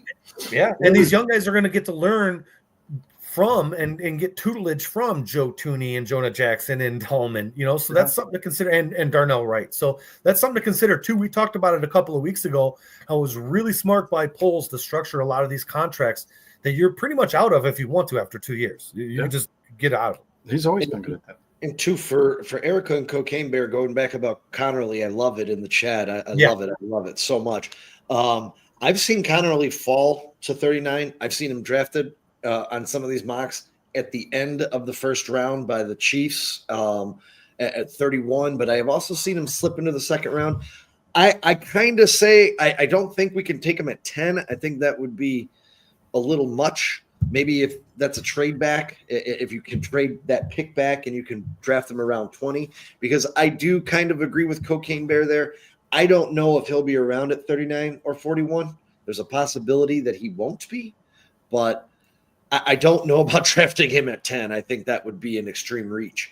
I mean, unless you're guaranteeing me that this guy is, a 10-year Pro Bowler. And there's no guarantee on that. I don't know if I can take Connerly yet. As you talk about Dahlman being injured, Jake Majors and what can I think of the center from Georgia right now? I can't think of his freaking name. The center from Georgia and Jake Majors, the center from Texas, will both be around later in the draft. Jared Wilson, the center from Georgia. Yeah, they'll both be around later in the draft. And I think if the Bears were to end up with either of those two guys with the later round pick, I would be ecstatic because I'm a big fan of Jake Majors. And I have to figure out why he's falling so far in this draft because he was a higher pick who's fallen back to the 4th, 5th round now when he was a solid 3rd round pick. So, Sean, I think it's just the value of that position. I really do. I Yeah. think Jake Majors is going to be a good NFL player. Real quick, I just want to say thank you so much, everybody, for joining us. If you haven't already, please hit that like button. Please hit that subscribe button, and please share this show with a friend if you do enjoy watching us. And everybody, be safe out there. I don't know about you guys, but there's a blizzard going on here in McHenry right now. So is there hopefully everybody, So hopefully everybody out there stay safe. Once again, we appreciate you guys joining us. We'll try to get to as many of your comments as we possibly can. Sean, what do you want to get to next year? Oh, well, we're gonna get some predictions from Kyle, and we're gonna bookmark these, and we're gonna see how close she is. I'm gonna listen to your predictions, and I'm gonna say agree, over or under. All right, I'll do the fair. Jay, you do the same here. So, guys, obviously, remember, keep in mind that these are pre-draft projections. So, Thank you, Bears fans for life. We really appreciate it. Yeah, obviously, if the Bears decided to draft GNT or a wide receiver at number 10, these projections would change dramatically. But these are just some pre-draft projections I put together for you guys. I'm going to do some more after the draft. We'll see how much they change. And then I want to know if you guys think, like with these projections here, Jason, Sean, how much drafting a offensive lineman, receiver, and running back in the first 3 rounds or with the first 3 picks would make how much do you think these would change these projections? But we'll start with Caleb Williams. Guys, in 2024, Caleb Williams threw for 3,541 yards, 20 touchdowns, 6 interceptions, and finished with the 46.7 QBR. My projections for Caleb Williams in 2025 under Ben Johnson, learning a brand new offense, being under center for basically the first time in his career, because he's probably going to spend a lot of time under center. I think he will finish with 4,318 yards, 31 touchdowns, 10 interceptions, and a 67.1 QBR. So let's start with him, guys. What do you think about those? Sean, go ahead. I agree. I think that sounds about right. I had him about 4,300 yards myself. I didn't do any stat projections. I didn't have time today, but I would agree. I agree with that number. I agree with that number, and I think it could be higher. If anything, I don't think it'll be lower. What was your QBR? His QBR this year will be 67.1. That would put him right around 10 in the NFL, Jay. He would finish right around 10th in the NFL. I think because it's that slow burn that we're probably expecting this year, where the first maybe quarter of the season, first 4 or 5 games might be a little rough and a little slow, probably focusing more on the run game than the pass game. I'm going to say that the yardage is probably going to be fairly similar to this year, but I bet his quarterback rating is even higher than what you're guessing. Not like top 1 or 2, but I can see him maybe even getting more touchdowns too than last year. But I don't know that the yardage is going to be there simply because they're building the offense around the run game, and they're going to make that a huge priority. So don't be surprised if the passing yards come down a little bit, but that's not a knock on him or to say it's a bad season. It just means he's doing what he's supposed to do. So you're saying he's not going to break 4,000 yards? I don't think so. I don't think so. And obviously, guys, this is just passing. This does not include rushing. I'm not going to do his rushing projections because I don't know exactly how Ben Johnson plans on using him in the run game. So it's just something that would almost be impossible to predict. But just for comparison purposes, guys, it's that 67.1 QBR. In 2024, he would have finished 9th behind Lamar Jackson, who finished with a 68. So he would have finished 9th. That's fair. That's fair. Which I think he is perfectly capable of doing, and I think Ben Johnson is perfectly capable of getting that out of him. How this transition works, it's yet to be seen, guys. It could be bumpy, like Jason said. Maybe it's a seamless transition. It's a match made in heaven. We don't know, but I'd say 4,300 yards, 31 touchdowns, and 10 interceptions is our fair projections for Caleb Williams. I know there's a lot of Bears fans who want us to say 5,000 yards, 53 touchdowns, and 1 pick, but let's just be realistic. There's gonna be some bumps in the road in this transition here. Kyle, didn't Bears fans do that all last year before the season started? Yeah, and I think Sean, if I remember correctly, on the CSP podcast, Sean, you and I were the ones often trying to talk them off the ledge there. Like, hey guys, this is a rookie quarterback coming to the Chicago Bears with no offensive line. You guys, my second player is Rome Odunze. His 2024 stats were 54 receptions, 734 yards, 3 touchdowns, and he averaged 13.6 yards per reception. Remember, he was stuck behind Keenan Allen last year. He wasn't on the field for those 2 receiver sets. That was Keenan Allen and DJ Moore. Obviously, obviously his opportunity is going to go up. So my 2025 projections for Rome Odunze are 86 receptions, 1,246 yards, 9 touchdowns, and he'll bump that yards per reception up to 14.4. What do you guys think about that? What were the yards again? 1,246. So just over 1,200 yards for Rome Odunze. He finished last season with 734. You want me to go? All right, I'll tell you this. I think the yardage might be a little high, only because of DJ Moore. I think DJ Moore is going to be your featured wide receiver there. The touchdowns are definitely going up from 3. He's not going to have just 3 touchdowns. He could easily have 10 touchdowns. And the receptions at 80, you're probably right on market there. Somewhere, I was thinking somewhere between like 70 and 80, right around there. We'll see what happens with the new receiver that we just added from Washington. But I mean, yeah, he's going to have a better year than he did last year, 100%. There's no doubt about that. So I think maybe closer to a straight 1,000 on the yardage. Probably 8 or 9 touchdowns is what I'm thinking. And probably let's split the difference and say 75 on the yard on the. So we're not too far off here. No, right there. Yeah, he's going to have a better year though for sure. I'm gonna agree with you again. I think I have to wait. You know what? Do DJ Moore, and then I'll tell you, because I disagree. I disagree. I think DJ Moore is with Brandon here. I think DJ Moore is still going to be the focal point of this offense. I think they're going to move him around. I think you're going to see him in the slot. I think you're going to see him coming out on bubble screens. I think you're going to see DJ Moore active in this offense. And I'll tell you this, he had almost 1,400 yards with Justin Fields. Mm-hmm. I'm going to go on record right now, and I know you guys know how much I love DJ Moore. I'm going to say he's going to be damn close to that first year on the Chicago Bears with Justin Fields. I think he breaks 100 receptions too. We'll try to remember the Rome Odunze statistics here, so you could kind of compare the two, right? So you got 1,200 and how many touchdowns? So one more time for Rome Odunze, write this down: 86 receptions, 1,246 yards, 9 touchdowns, and that comes to an average of 14.4 yards per reception. Right. You're right. Rome is that 14. You're probably dead on. Might even because he's going to be their downfield guy. Yeah, he's on the sides. He's their downfield guy. Yeah. Last year he averaged 13.6, so I basically bumped it up a yard, guys. Yeah. Okay, so here's DJ Moore's 2024 stats, guys. He had 98 receptions last year, 966 yards total, and 6 touchdowns, and he averaged 9.9 yards per reception, so under 10 yards per reception, which makes sense because he got a lot of screens and slants and stuff thrown to him behind the line of scrimmage, so it's a lot tougher to bring that yards per reception up when you're getting everything at the line of scrimmage. But once again, 98 receptions last year, 966 yards, 6 touchdowns. My 2025 stat projections for DJ Moore. I agree with you, Jason. I think he ends up with 106 receptions this year, so he will break that 100 reception yard mark. He ends up with 1,298 yards, so just shy of the 1,300 yards that he finished with Justin Fields. 11 touchdowns, and he bumps that yards per reception up to 12.2. I'm pretty much right there, dude, on all of those. I am in 100% agreement. I'm pretty close to there. I don't want to argue over 100 yards, but I'm sorry, Brando. I think he's going to be close to that 1,400 yard mark. I think he's going to play the Amon-Ra St. Brown role in Ben Johnson's offense in Chicago.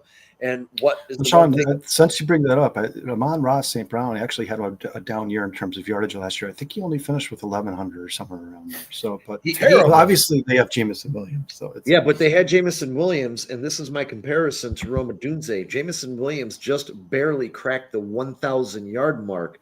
Now and their quarterback threw for almost 5,000 yards. I don't think Rome Odunze is going to have a bad year, but I definitely 110% believe DJ Moore will be the focal point of this offense for at least one more season. Maybe after this year, it may flip, as he continues to get older. But I think he's going to be an all-pro, man. Well, yeah, and keep in mind here, guys. Brandon puts him outside the top 15 in the NFL. I think.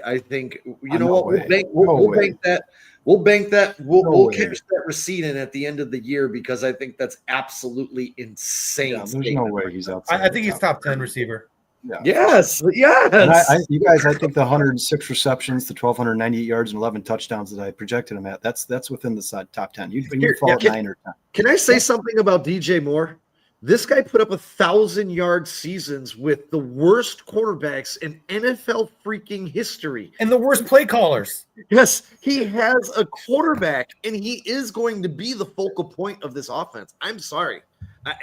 Watch There's his no highlight way reel, you're guys. playing Go Moore back as and one. watch Well, his Sean, highlight reel. we're not Very far good. off, right? I mean, 100 yards. I Obviously, think- we're I not just going to think be he's gonna exact. closer to- no, I think he's going to be 13, 1,400 yards, and you have him just under 1,300 yards. So Yeah, we're pretty close. 1,298. Right Yeah, there. so I mean, probably we're about 50, 60 yards off. So I mean, and I think all of you guys, what I'm doing here, I think these are all realistic expectations because we don't know what to Yeah. expect in this transition with Ben Johnson. So, like Jason said, they're probably going to start running the ball early and often early in the season, but eventually you'd like to see these guys start to become who we think they're going to be, right? And we already know who DJ Moore is. He's a top 10 receiver in the NFL with good quarterback play and a good offensive line.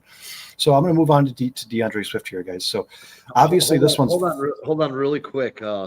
Where was the 12th? To Brandon's point, Jamison Williams was the 12th overall pick. He had 1,000 receiving yards in Ben Johnson's offense last year, brother. That's all I'm saying.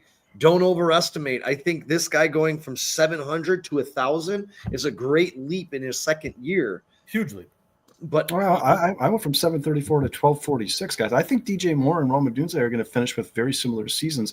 I think the reason I have the Rome Odunze's yardage almost the same as DJ Moore, even though DJ Moore has 20 more receptions projected, is because I think Rome Odunze will get more downfield opportunities than DJ Moore. DJ Moore will get those screen passes and those end arounds and stuff like that. I think he's going to continue to get that stuff. So you don't expect his yards per reception to be as high as Rome Odunze's. Correct. Rome Odunze is not a guy you're going to see run in front of Caleb Williams when he does one of those dump offs and they count that as a pass. You're not going to see much of that from Rome Odunze. You will see that from DJ Moore. If he gets tackled behind the line of scrimmage, that's ultimately going to hurt his yards per reception. But I have DJ Moore with 20 more receptions than Rome Odunze. I do think he is the focal point of this offense in this year and probably into the future, unless Rome Odunze becomes one of the best receivers in the NFL. And here, Brandon, I'm not going to put anything together and say, oh, I'm going to judge DJ Moore on last year's offense. Last year's offense was a disaster. An absolute disaster. You guys, I think it's fair to say that a majority of the Chicago Bears, a big majority of them, outside of guys like DeAndre Swift who played for the Eagles, a majority of the Chicago Bears offensive players have never played for a real offensive coordinator. Ever. A good play caller who utilizes their strengths, builds the offense around them. I don't think any of these guys, Rome Odunze specifically, because he was on the Chicago Bears under Shane Waldron for 1 year, and then DJ Moore, you know how disastrous Carolina's been for the last 10 years. I don't think any of these guys have ever played with a real offensive coordinator. Do you think that's fair to say? 100% yes. Yes. I mean, I expect all of them to get better, every single one of them. And 1,300 yards out of DJ Moore, 11 touchdowns is a great season. I would not be disappointed in that in any way, shape, or form. You put DJ Moore in Kansas City, and that dude is going to blow your mind. You wouldn't even know what his stats There are 31 other teams in the NFL that would love to have DJ Moore on the roster. Yeah. So here goes my DeAndre Swift prediction. And like I said, this one's going to be tough because we know they're adding a running back, right? So I tried to make his projections with them adding another running back, assuming that running back's going to start with a very small role since he's a rookie, right? And DeAndre Swift he's had experience in the NFL. He knows how the game works. The game is slowed down for him. So I'm not going to put, I know a lot of people expect me to put DeAndre Swift's numbers a lot higher than they were last year. The only reason I'm not doing that is because I think he's going to be part of a committee here. So DeAndre Swift's stats for 2024, 253 carries, 959 rush yards, and 6 touchdowns. He averaged 3.8 yards per carry. In terms of the receiving game, he had 42 receptions for 386 receiving yards, 0 touchdowns, and 9.2 yards per reception. All right. Here are my 2025 stat projections for DeAndre Swift. 246 carries, so just a handful of carries less than last year. 1,184 yards, so over 1,000 yards rushing, a 4.8 yard per carry average, 48 receptions, so a couple more receptions than last year because I think he is going to be kind of the Sonic in this offense for the time, just early.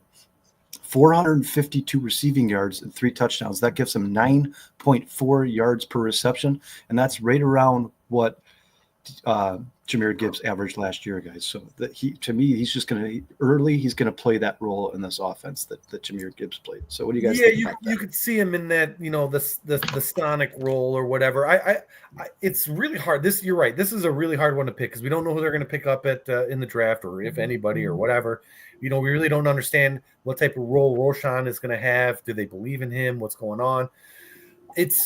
You would love to see, because if they're preaching the run, you would like to see all of his stats increase, right? Which means carries, yardage, touchdowns, receptions, all of that stuff. Yeah, the only reason I have his carries going down, Jay, is because we know for a fact there's going to be another guy, right? There's going to be somebody here. We don't know who it is, but there's going to be somebody here. And when Ben Johnson, remember, guys, when Ben Johnson had DeAndre Swift in Detroit, that's when he was often injured. So maybe Ben Johnson's like, hey, you guys can't give this guy this massive workload. He's not that type of player. And I totally expect that to turn to fruition. I think they're going to try to lift as much weight off DeAndre Swift as they possibly can. They're going to try to get him an open space. He's going to be kind of transition into their third down back as opposed to their 3 down back, or I guess right. You could have 220 carries. It could be even less. You never know, depending on who the other running back is and how successful they are. It seemed like in Detroit they'd have like a David Montgomery drive, and then they'd have a Jahmyr Gibbs drive. So I don't know if that's what they're planning to do, or if it's a third down back type of guy, or what's going on. Plus, then you got injuries too. You're going to have to account for. Running back is going to get injured. I would say you're probably spot on, only because I don't really know how you. Man, it's so hard to judge it because you just don't know what's going to happen at that position. Whereas the receivers, we pretty much know who the 1 and 2 receivers are on the team, right? Even if you draft another receiver, 1 and 2 are Rome or DJ and Rome. So for sure. We'll see what happens at running back, but I think Bears fans are going to like DeAndre Swift a little bit more this year. That's what I think.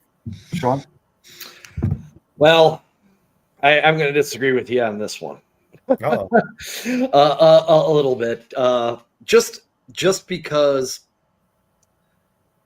DeAndre Swift's only had one 1,000-yard rushing year in his career, and that was with the Eagles, I believe, in 23. I believe it was. Yep.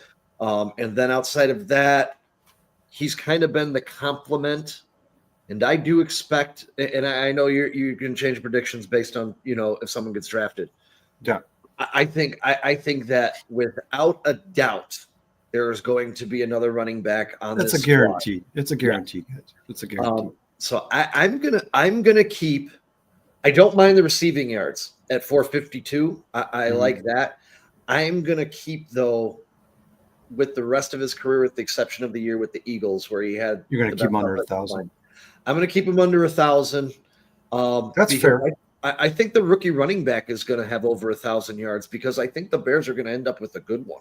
I really do. Sean, I think they're both going to end up just over 1,000. I think it's going to be for the first year. I think they're going to try to groom that guy into being their starting running back in the future. But I think for the first year, they're going to try to almost do like a 50-50 split, which would make sense to me for the Bears to do that because this guy's young. He's not going to know, his pass protection is probably going to be lacking a little bit. DeAndre Swift knows how to play in the NFL. I just think that they're going to try to use DeAndre Swift to try to help bring him along a little bit. 100%. Here's my thing, Kyle. I think that the Bears, whoever they draft, could be this year's Bucky Irving, who winds up with 1,300 rushing yards and just takes over the role eventually, like he did from White during the season last year. Yeah, and that's just what I see. I don't disagree with you, Sean. If they do draft a guy as good as Bucky Irving, he should be the starting running back at the end of the season, 100%. If you can't keep a guy with that much talent off the field, if they go get a guy like Ashton Gianti, by the end of the season, he should be starting for the Chicago Bears, or even like a Caleb Johnson, one of those guys you guys talk about all the time that is going to be a difference maker in the NFL. I like DeAndre Swift a lot. I just think DeAndre Swift's more of kind of a gadget player. I think he's used better off to use for specific situations. Right now, that's all they got. Obviously they have Roshan there, but I think DeAndre Swift gives you your best chance to win football games. I just think the reason I think he's going to go over 1,000 yards is I think they're just going to try to bring that running back along slowly. But Sean, I wouldn't be surprised at all if he falls under 1,000 yards. Like I said, the DeAndre Swift one is really hard to do. And here's another one, guys. The next guy I'm going to do, Cole Kmet here. This is another really tough one to do because I do believe the Bears will also end up drafting a tight end in this draft at some point. And I think they're going to draft a tight end specifically for receiving. I don't think. Hey, Kyle, before you say that really quick, Kyle's going to get into this right now, and Cocaine Bear. I'm just going to say this: I don't have to base a receiver having 18 touchdowns in a year. That's not what makes him great to me. His route running, his catchability, being able to come back and help his quarterback get those receiving yards, because I think the running backs, the tight ends on the Chicago Bears are going to end up with a majority of the touchdowns. But that doesn't mean that DJ Moore and Romadunze aren't really good players because they don't have 25 touchdowns in the last 2 years. That's an asinine statement, and that's just what I'm saying. Well, plus, guys, I just said I projected Caleb Williams to have 31 passing touchdowns. I got to give him to somebody. I can't be like Caleb Williams going to have 31 passing touchdowns and DJ Moore will have 2. Like that math just doesn't add up. I'm trying. Let's consider this too. I'm not saying that the Bears are going to do this a lot. If they do it, it's going to be towards the end of the year when we're hopefully clicking by then. But Ben Johnson doesn't take the foot off the gas, right? If the Bears are up 24-10 in the fourth quarter, he's still going to want to score another 14 points. He's just going to keep doing it. We heard the word dominance 50 times in those. Yes. I mean, they pad the stats. Detroit pads the stats. We've watched them. They have plenty of games where they could be like, all right, guys, let's take our foot off the gas. This game's over. They don't care. They want they're setting a tone. They want you to know that is their identity. If you give us a chance, we're really quick, psychological. Really quick, Brian, it just popped up on my screen. Thank you for subscribing to the show. We really appreciate it. Thank you so much, Brian. Yeah, thanks a lot, man. All right, guys, last but certainly not least, Cole Kmet in 2024 under Shane Waldron and a mix of other guys. Cole Kmet had 47 receptions for 474 yards and 4 touchdowns. A lot of 4s in there. But obviously not the season we expected from Cole Kmet.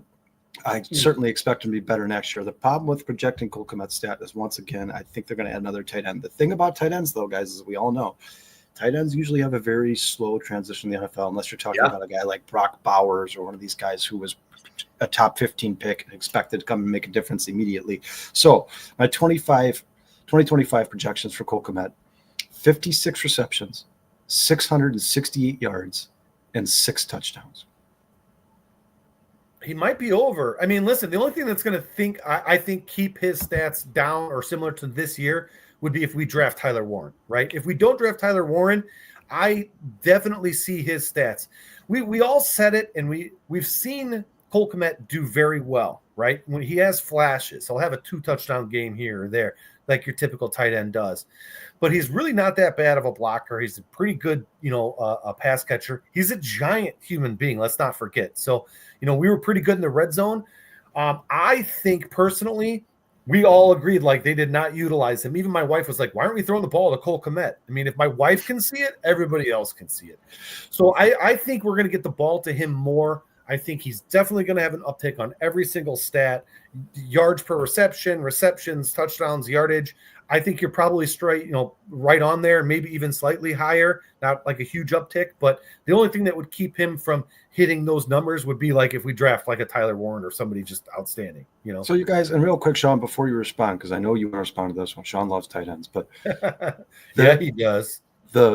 Jesus. The one thing I didn't go. You guys, I didn't just make these numbers up off the top of my head. Another thing I did was I went and compared everybody in Ben Johnson's awesome offense last year. So these numbers that I have him projected at would finish right under what Sam Laporta finished last year. So I have 56 receptions, 660 yards, and 6 touchdowns. I believe Sam Laporta had 750 yards and 8 touchdowns, if I'm not mistaken. So and Sam Laporta is probably a better player than Cole Kmet. Yeah, 100%. And I have to say this. I agree with Jason. If they drafted Tyler Warren, this is going to change my whole perspective. Completely changes everything. I believe, and I was going to Google this, and if anyone has it up, let me know. I believe Cole Kmet's highest receiving total was around 700 yards, and I believe his highest touchdowns ever in a season so far was 7. I think if there is no tight end drafted in the first round, because as Kyle said, it does take a while for them to tight ends to get acclimated in the NFL. This year, if it's not Tyler Warren or they trade back and draft Colston Loveland, which I read today is a possibility for the Bears. There's so many possibilities for the Bears. Right. The Bears have drafted everybody at some point in some But I agree with Ampharius. Ampharius here, he said 850. I had him around 800, but I can push that up to 850. And I believe, without putting a number on it, I think he's going to be within 8 to 10 touchdowns on the season. He's going to be a red zone guy. He's not going to get you a 40-yard touchdown. He should be a red zone guy. Yeah. That's what my problem was last year. How many times was I in here screaming at the television like, the guy's huge, throw it to him. So like, Jesus Christ. Like, so Sean, I have nothing that I could totally see that 100%, especially with Ben Johnson here. I'm doing this. I think if they did draft like a Mason Taylor, I think you would near the end of the season start to get him. He would start to get a little more involved near, in those late weeks. That's why I think Cole Kmet's production would slow down a little bit. But I expect him to be involved early and often. For sure. Throw a monkey wrench in this. Sure. If the Bears don't draft anyone and Durham Smythe becomes a small part of this offense like Brock Wright did last year, and I think Wright finished with about 200 receiving yards and 3 or 4 touchdowns in Ben Johnson's offense. I think those are the perfect numbers, and that would lower my number on Cole Kmet because they'd probably be scheming towards him and away from Cole Kmet. I like those numbers for Durham Smythe, about 176 to 200 and 3 to 4 touchdowns. I mean, guys, Mercedes Lewis had a couple catches. I don't think that was ever in the plan. I don't think that was ever written up in the playbook. It's just sometimes if the guy's open, somebody left him uncovered. Yeah, there's going to be times where Caleb Williams is going to get that ball in his hand and it's going to end up in Smythe's for sure. And then, guys, I have one more number for you guys. So remember, we just went over all the stats. You got Cole Kmet, 668 yards, DeAndre Swift to 450 yards receiving, DJ Moore, 1298, and Rome Odunze, 1246. Remember, I had Caleb Williams at 4,318 yards. The projections I just gave to you guys for those 4 skill position players, that would accumulate 300, or that would account for 3,664 of those yards, those 4,300 yards that Caleb Williams, I project him to throw. 3,664 of those yards would go to those 4 players there. And Foster's, I love Luke Lachey because he's an Iowa tight end. Love the guy. I agree with you. I think Kmet is a good blocker. I think he was not schemed properly last year. But, Erica, I think he's going to improve on that 110%. I really do. We got Bowers, 3-time All-American, won 2 national championships, no tight end in the draft class is comparable. I disagree. I disagree with that. I don't think anyone in this draft is as good as Brock Bowers, but I think Tyler Warren is insanely talented individual. He got on a team with a coach that said, hey, I got talent here. I'm going to use this dude. They used him everywhere. And he was pretty successful all over the field. And the coach is not going to keep using a player like that if he sucks. Right. No, he's special. He's not. You can almost think of Tyler Warren as like a hybrid position. He's not really a tight end. He's a weapon. Yeah. And I think whoever drafts him probably intends to use him as so. I don't think they're going to be like, oh, let's go draft Tyler Warren. Let's just make him strictly a tight end, get rid of the rushing. I think you're going to see kind of more of a Taysom Hill, but with an expanded role, right? Like you're going to see a guy who can run out of the shotgun. You're going to see a guy who can throw the ball occasionally in some really strange situations where they think the defense isn't expecting it because we've seen him. He doesn't have a bad arm. He played quarterback at some point, I think, in high school. And then he can catch the ball too, guys. I mean, and he is an absolute nightmare on 50-50 balls, man. Tyler Warren, if those 50-50 balls, he is a nightmare. He's just a big body. He's just a big dude. So I think Tyler Warren could be very, very comparable to the productivity of Brock Bowers. I think Tyler Warren's going to be a really good player in the NFL. But overall, I think these projections are realistic for the Chicago Bears, and I wouldn't be upset if Caleb Williams finished with 400 or 4,300 yards and 31 touchdowns. I think that's a very good season for a second-year quarterback under a really good offensive play caller. I don't expect him to light the world on fire. There's going to be some bumps in the road. We've talked about this numerous times, guys. This team doesn't have a lot of depth on the offensive line, wide receiver room, running back room. There's just not a lot of depth there. So until they address those holes and until Caleb Williams starts to get more comfortable under center in this offense, he's not going to light the world on fire. It's not going to be a 5,000-yard season. Do I think Caleb Williams is capable of doing something like that later on down the road, having like one of those seasons that's talked about for years? Yes, absolutely, but not in 2025. Yeah. Now, guys, I have to take this. I got to take this because I'm a big Cole Kmet fan, and I love this guy. I told you guys, big tight end guy. For his career, and this is over the norm, because I'm looking at it right now because I have to I have to get this out. I'm he's over the norm as a run blocker. For his career, he's a 65. Tight ends are 60. So he's over the norm. And all I would just say to Bears fans is burn the tape from last year. He's been a solid run blocker for the Bears in the past, and I think you're going to see a return of a good Cole Kmet this year now that these asshole coaches that didn't know how to coach this offense are out of here. Yeah. I really believe in Cole Kmet, man. I really do. and what if they draft Tyler Warren, obviously right. Maybe the Bears coaching staff doesn't, but or maybe they're going to use them both. I know Kyle's on the opposite spectrum of that. If they draft him, that he would like Cole Kmet's contract to be adjusted and or traded. Yeah, you restructure, you try to find a way to get him out of here. I mean, I love Cole Kmet too, Sean. I've never been. I don't think there's a team in the NFL paying two tight ends. I mean, unless you're talking about Gronk and Hernandez, there's just no reason to pay two tight ends multi-million dollars each. I will say though, guys, these projections are tough. First of all, we've talked about this is pre-draft, so we don't know what they're going to do in the draft. Second of all. Still to this day, you guys, I've heard people talk about Rome Odunze like he's going to be the next Justin Jefferson, Jamar Chase. I've heard people talk about Rome Odunze like he's going to be T. Higgins. You don't know what you're going to get out of Rome Odunze. He could be better than DJ Moore. He could be this permanent number 2 here. Nobody knows. It's I would take all those, though. I would take all those. Yeah. I just try to be as realistic as I possibly can. We all know that DJ Moore is capable of getting 1,300 yards. I think Rome Odunze is capable of getting 1,200 yards. And I think Cole Kmet's going to get somewhere around 700 yards. If you look at the usage of Sam Laporta in Detroit, I think you're going to see kind of similar usage here for Cole Kmet. We'll see. I mean, they're set in stone now, guys. So they're written down. They're recorded. Too, before we flip the script here, you guys all know who Warren Sharp is, Sharp Football. He wrote a little thing today, and I thought this to be interesting. He said the year before Ben Johnson called plays in Detroit, DeAndre Swift had 12 carries per game. Ben Johnson took over. DeAndre Swift was reduced to 7 carries a game. He turned the backfield over to Jamal Williams, who averaged 15 carries per game. That offseason, he was then traded. I don't know where Ben Johnson stands. He has already come out and said he likes which he has to, right? Yeah, he said the same thing too. I mean, we'll see. So, but I mean, you can't come in there and be like, man, I hate that DeAndre Swift. That was a dumb move by Ryan Poles. But here's the deal. All I'm saying is I don't know what to expect out of this backfield. The one thing I do expect is one to be drafted in the 2025 NFL draft. And for you guys who didn't see the pictures of these guys walking into Halas Hall just the other day, did you happen to see the running back that was walking with nothing on his leg and at normal speed? And Mr. Ian Wheeler? Yep, the doctor himself.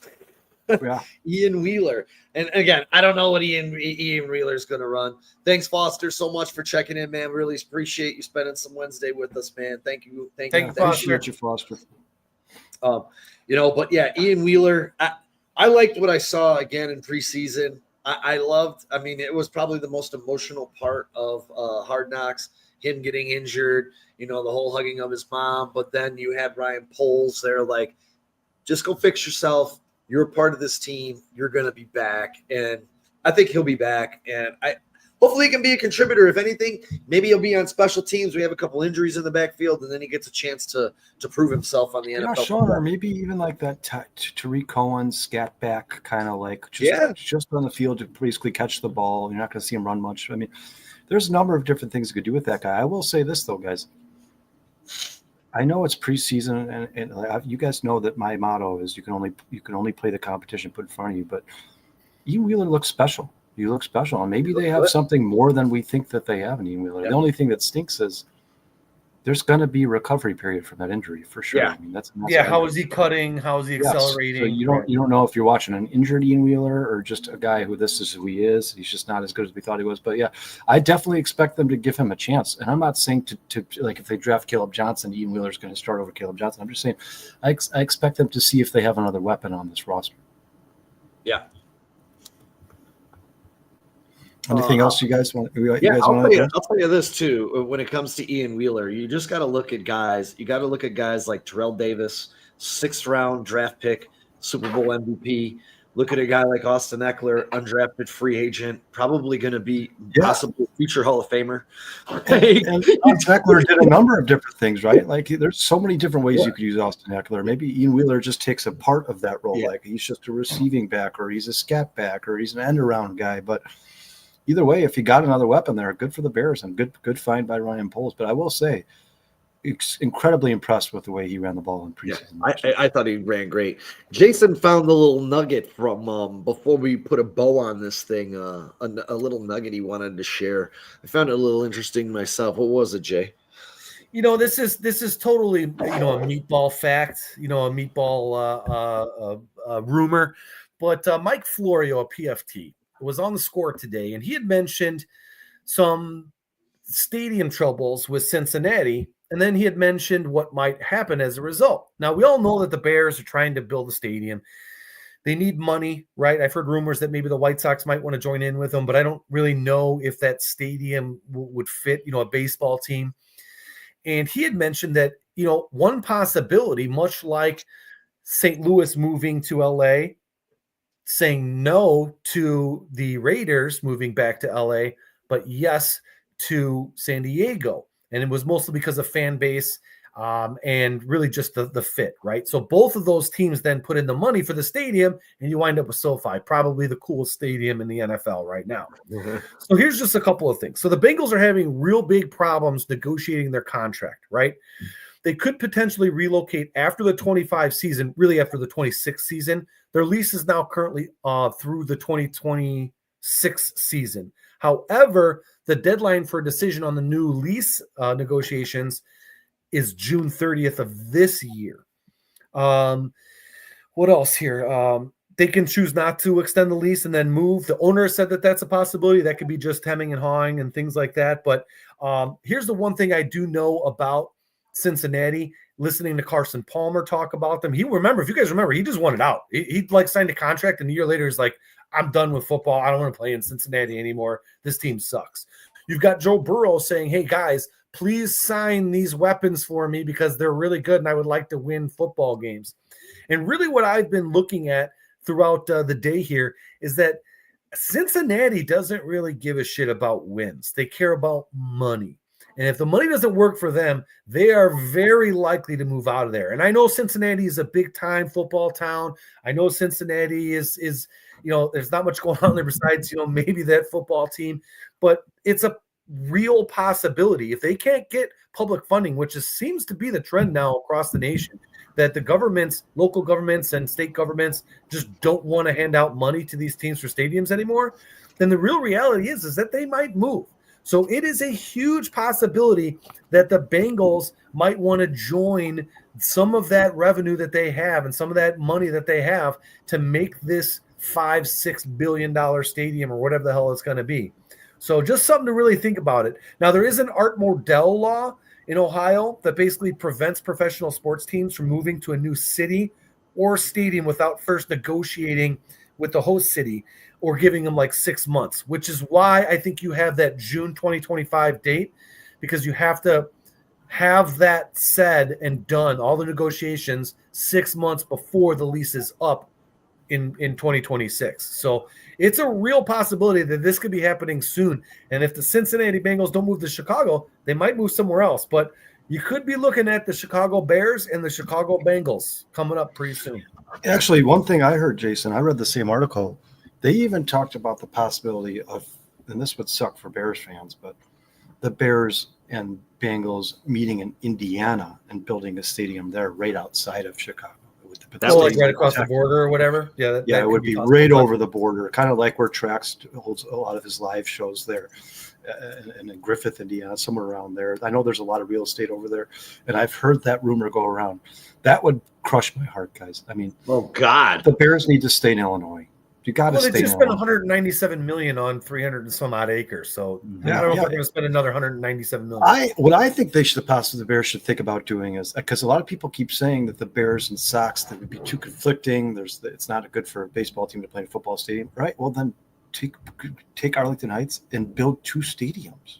Yeah, you do that too. Yeah, stadiums. That's what they should be. And then you can share the costs and you can share the profits. You're talking about a mecca. You're talking about building something that would literally print money. The bars in that area would be killed. They even talked about putting roller coasters in there for kids.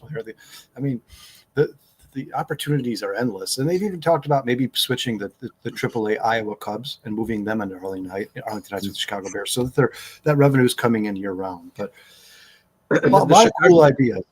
The Chicago Cubs have certainly, and the Ricketts have certainly sent the blueprint for what the Bears want to do. Yeah, like SoFi Stadium, if you look at these new stadiums that teams are building, Sean, we went to Dallas a few years ago. Mm-hmm. It's like an entertainment experience. I don't know if anybody's ever been to Dallas, but you go to Dallas, you present your ticket in the parking lot.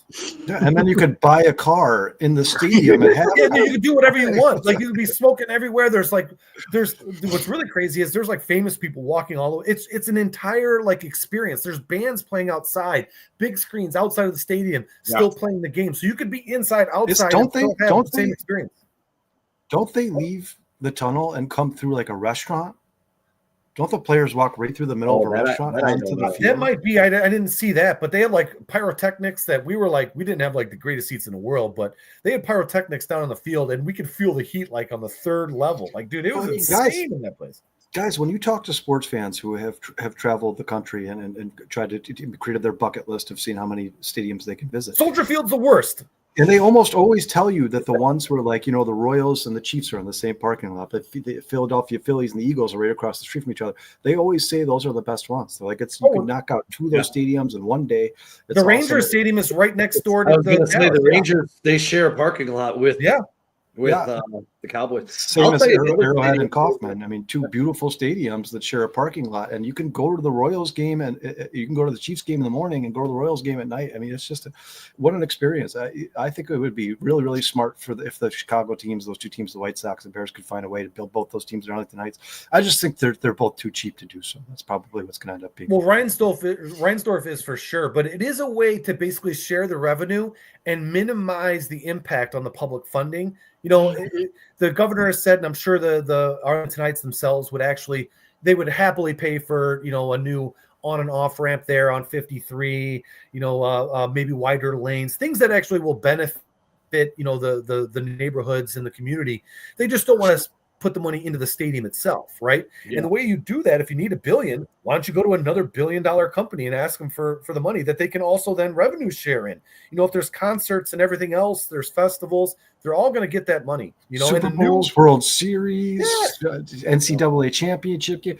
I mean, not only on top of that, guys, but they've talked about the fact that they could actually literally take apart the White Sox stadium and move it to Arlington Heights and rebuild it, which would cost less than building a brand new stadium. So that's another thing they could think about. It's far-fetched, but man, I think it would be awesome. And you guys know I'm a Cubs fan. Like, I'd rather have the Cubs and Bears next to each other so I can walk across the parking lot. Oh God! But they're never leaving Wrigley. We know that. I think it would be really cool to see the White Sox and Bears in the same area. God, I'd be in the poorhouse if they did. Well, they're basically in the same area now, right? I mean, 35th and Shields is not across the street, but pretty damn near close to across the street from Soldier Field. Yeah. And it's the best of both worlds, man. I would love to see something like that happen. I don't think it's going to happen. I also don't think the Bears and the Bengals will have a joint stadium, but it's definitely something that's cool to talk about and think about for sure. Yeah. It's an AFC team. It's a long stretch. Like I said, it's a meatball thing, but it's the possibility is there, especially if Cincinnati wants to move. Where else are they going to move? They don't want to move too far away from their current fan base. I think like a St. Louis to LA move probably is big, but well, Vernon Johnson probably needs to start trying to focus on a way to get people to stop leaving Illinois if they're going to bring a whole new team here for us to support. So, I mean, it's a mass exodus in Illinois right now. So they got to. As a team, when you move, you want to go to a bigger market. You don't want to go to a smaller market.